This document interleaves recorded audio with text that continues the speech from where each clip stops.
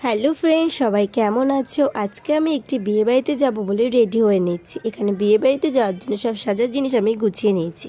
ঝটপট রেডি হয়ে চলে আসলাম এখানে আমি বিয়ে বাড়িতে।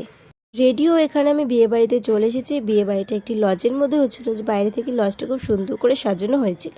প্রথমে আমি কফি খেয়ে নিলাম, এরপর চলে গেলাম বিয়ে বাড়িতে ফুচকা খেয়ে। এখানে তো অনেক ভিড়, তাও ভিড় ঠেলে ফুচকা খেয়ে চলে এসেছি কনের কাছে। এখানে এসে দেখলাম প্রচুর ভিড়, সবাই ফটো তোলাতে ব্যস্ত।